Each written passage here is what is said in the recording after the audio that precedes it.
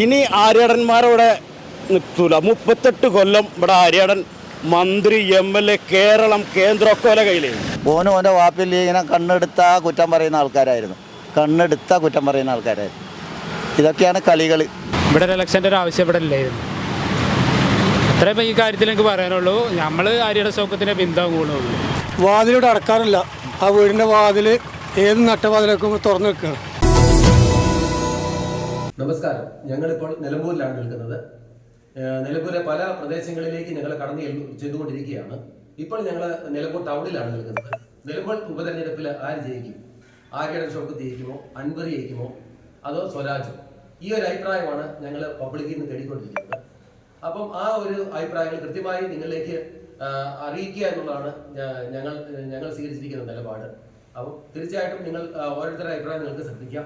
നിലമ്പൂരിൽ സ്വരാജ് ജയിക്കും. കേരളത്തിൽ 4-5 വെള്ളപ്പൊക്കം, 2-3 കൊറോണ, ഈ പ്രതിസന്ധികളൊക്കെ ഉണ്ടായിട്ടും കേരളത്തിൻ്റെ വികസനം പിണറായി, കറണ്ട് കട്ടില്ലാത്തൊരു കേരളം, അങ്ങനെ എല്ലാ മേഖലയിലും 6 വരിപ്പാത, തിരുവനന്തപുരം കാസർഗോഡ് റോഡ് വികസനം, മറ്റേ തുറമുഖം, അങ്ങനെ എല്ലാ ഇതിലും ഇടതുപക്ഷത്തിൻ്റെ വികസനമാണ് കാണുന്നത്. ആ വികസനം നിലമ്പൂരിലും ഇടതുപക്ഷ സ്ഥാനാർത്ഥി വിജയിക്കും, അത് ഉറപ്പാണ്. ഇനി ആര്യാടന്മാരവിടെ നിൽക്കൂല. 38 കൊല്ലം ഇവിടെ ആര്യാടൻ മന്ത്രി MLA കേരളം കേന്ദ്രമൊക്കെ ഓലെ കയ്യിലേ. ഒരു ബൈപ്പാസ് കൊണ്ടുവരാൻ കഴിഞ്ഞിട്ടില്ല, ഒരു വികസനം നിലമ്പൂർ കൊണ്ടുവരാൻ കഴിഞ്ഞിട്ടില്ല. ആര്യാടന്മാരവിടെ മറുത്തു. ഇനി ഇവരെ ഇവിടെ വെക്കാൻ പറ്റില്ല. സ്വരാജ് അവിടെ ജയിക്കുള്ളൂ. MLA എന്നുള്ള നിലയിൽ ആര്യാടൻ മുഹമ്മദ് ആയിരുന്നു, PV അൻവറിന്റെ പ്രവർത്തനമായിരുന്നു. PV അൻവറിന്റെ പ്രവർത്തനം അതങ്ങനെ പറയണ കാരണം അത്ര 10 പാലങ്ങളാണ് നിലമ്പൂർ കൊണ്ടുവന്നിട്ടുണ്ട്. ഇവിടെ തൃക്കൈക്കുത്ത് വണ്ടൂർ മണ്ഡലത്തിലെ പാലം വരെ ഇവിടുത്തെ MLA കൊണ്ടുവന്നിട്ടുണ്ട്, PV അൻവർ കൊണ്ടുവന്നത്. അങ്ങനെ ഇവിടെ 10 പാലങ്ങളും കംപ്ലീറ്റ് റോഡുകൾ പണി കഴിച്ചു. ഇനി ഈ റോഡ് മാത്രമേ ഉള്ളൂ പണി, ബാക്കിയുള്ള റോഡുകളെല്ലാം പണി കഴിച്ചു. അതുകൊണ്ട് നിലമ്പൂരിൻ്റെ വികസനം ഇടതുവശം വരണം, അല്ലാതെ നിലമ്പൂർ വികസനം ഉണ്ടാവില്ല. 38 കൊല്ലാണ് ഇവർ ഭരിച്ചുകൂടെ കോളാക്കി വെച്ചത്. അതിനൊരു മോചനം ഉണ്ടാവും, അത് ഉറപ്പാണ്. എന്നിട്ട് ഇപ്പോൾ 19 കൊല്ലം എന്നിട്ട് ഒരു ബൈപ്പാസ് പോലും അതിന് യാഥാർത്ഥ്യമാക്കാൻ കഴിയാത്ത ടീമാണ്. അപ്പോൾ അതുകൊണ്ട് സ്വരാജ് എന്തായാലും ജയിക്കുന്നുള്ളതാണ് ഇടതുപക്ഷം ഭരിച്ചപ്പോഴാണോ കുറച്ചൊരു പ്രയോജനം ഉണ്ടായത്. ടൗൺ വികസനം എന്ന് പറഞ്ഞപ്പോൾ അന്ന് അൻവർ വന്നു, കുറച്ച് ദിവസം മുന്നതിൻ്റെ ശേഷമാണ് അൻവറാക്കാൻ വന്നതിന് ശേഷമാണ് കുറച്ച് എടുക്കാനുള്ളതൊക്കെ കുറച്ച് വീതിയെ കൂട്ടിയൊക്കെ ചെയ്ത്.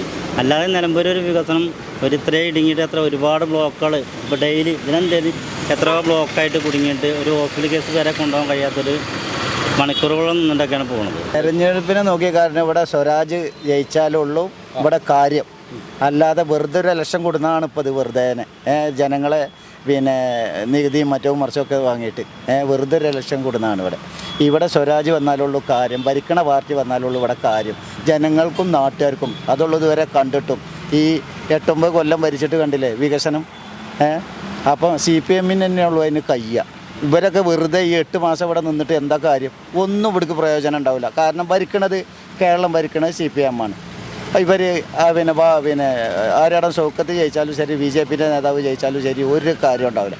എന്തെങ്കിലും ഒരു കാര്യം ഇവിടുന്ന് പാസ്സാക്കി ഒപ്പിടണമെന്നുണ്ടെന്നുണ്ടെങ്കിൽ കേരളം ഭരിക്കണ CPMൻ്റെ സ്വരാജ് ജയിക്കണം. 45 കൊല്ലം MLA മന്ത്രി ആയിരുന്നിട്ട് CPM എന്നാണ് മന്ത്രി ആയത് ഫസ്റ്റിൽ ആര്യാടൻ.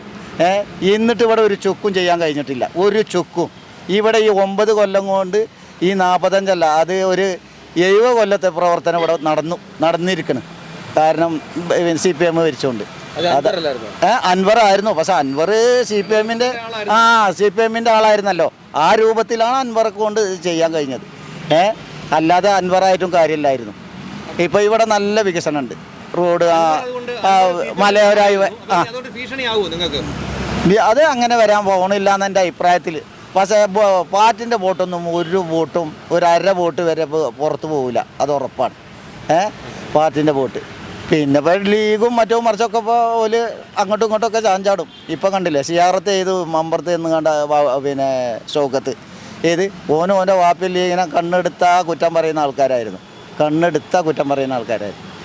ഇതൊക്കെയാണ് കളികൾ. അത് രാഷ്ട്രീയ കളികളാണ്. ഇത് അവനാൻ്റെ കാര്യത്തിന് വേണ്ടി കൈതക്കാലം പിടിക്കാറില്ലേ. അതാണ് ആ വാസ്തവം. അപ്പോൾ ഇവിടുത്തെ ജനങ്ങൾക്കും അറിയാം, ഇവിടുത്തെ നാടിനും അറിയാം. ഇവിടുത്തെ ജനങ്ങൾക്കും ഇവിടുത്തെ നാടിനും ഉപകാരം കിട്ടുന്നത് ആരെ വെച്ചാൽ അവർക്ക് ചെയ്യാം. അത് സ്വരാജിനെ കൊണ്ടുള്ള കഴിയുക. ഇനിയിപ്പോൾ 8 മാസമുള്ളൂ. ഈ 8 മാസം കൊണ്ട് മറ്റുള്ളൊന്നും ഒരു ചുക്കും ചെയ്യാൻ കഴിയൂല, അത് ഉറപ്പാണ്. നിലമ്പൂർ ഇലക്ഷൻ എങ്ങനെ കാണുന്നു ചോദിച്ചാൽ ഇവിടെ ഒരു ഇലക്ഷൻ്റെ ഒരു ആവശ്യം തന്നെ ഇല്ല. പി വി അൻവറിൻ്റെ എന്താ പറയുക, കുറച്ച് ദേശീയക്കാരനാണെന്ന് അറിയാം. ആവശ്യമില്ലാത്തൊരു ഇലക്ഷനാണ്, അത്ര പോയി പറയാനുള്ളൂ.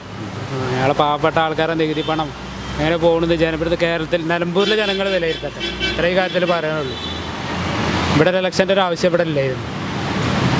അത്രയും ഈ കാര്യത്തിൽ എനിക്ക് പറയാനുള്ളൂ. നമ്മൾ ആര്യയുടെ സൗഖ്യത്തിനെ പിന്താങ്ങുള്ളൂ. കാരണം നമുക്ക് കുറേ അദ്ദേഹത്തിൻ്റെ വാപ്പാനെ കൊണ്ട് കുറേ കാര്യങ്ങൾ നമുക്ക് കിട്ടിയിട്ടുണ്ട്. അദ്ദേഹത്തിനെ കൊണ്ടല്ല, അദ്ദേഹത്തിൻ്റെ വാപ്പാൻ, ആ ഒരു നന്ദി അദ്ദേഹത്തിനോടുണ്ട്, അത്ര ഉണ്ട്. രണ്ടും നല്ല എതിരാളികളായതുകൊണ്ട് നല്ല മത്സരമായിരിക്കും. ആരായിരിക്കും ജയിക്കാൻ സാധ്യത? ആര്യയുടെ സൗഖ്യത്താണ് ജയിക്കാൻ സാധ്യത. ഇവിടെ ബാബുട്ടിയൊക്കെ ജയിക്കാനാണ് സാധ്യത. കാരണം സ്വരാജ് ഇവിടെ കിട്ടാനില്ല. സ്വരാജ് താമസിക്കുന്നത് എടപ്പള്ളിയാണ്. ഇവിടെ നാട്ടുകാരനാണ്, സ്വന്തം നാട്ടുകാരൻ. ഏത് നിമിഷവും വാതിലൂടെ അടക്കാറില്ല. ആ വീടിൻ്റെ വാതിൽ ഏത് നട്ടവാതിലേക്കും തുറന്നു നിൽക്കുകയാണ്. പിന്നെ കഴിഞ്ഞ 9 വർഷക്കാലമായിട്ട് ബാബുട്ടിയൊക്കെ ഇവിടെ നിറഞ്ഞു നിൽക്കുകയാണ്. തോറ്റിട്ടും ഇവിടെ മണ്ഡലത്തിൽ സജീവമാണ്, എല്ലാ പ്രവർത്തനത്തിലും സജീവമായിട്ട് നിൽക്കുകയാണ്. അങ്ങനത്തെ ഒരു ആൾ ഇവിടെ ജയിച്ചു വരണം, അതാണ് ജനങ്ങളുടെ ആഗ്രഹം. ജയിക്കാനാ സാധ്യത?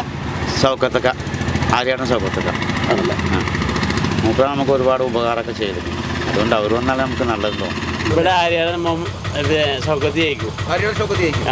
പി വി അൻവർ മത്സരിക്കുന്നില്ലേ ഇവിടെ? ഉണ്ട്. അപ്പോൾ പി വി അൻവറിനെ പറ്റി എങ്ങനെയാ? പി വി അൻവറിന്റെ മുഖ്യമന്ത്രി എന്താ പറഞ്ഞ കൂട്ടാൻ്റെ കരയിപ്പില്ല നല്ല പറഞ്ഞു. കൂട്ടാനുള്ള കാര്യം അതന്നെ, അല്ല എന്താ ഒരു റോളും ഇല്ല ഇവിടെ. ഇതോടുകൂടി കഴിഞ്ഞു. പടം മടക്കി പോവാം. കഴിഞ്ഞു.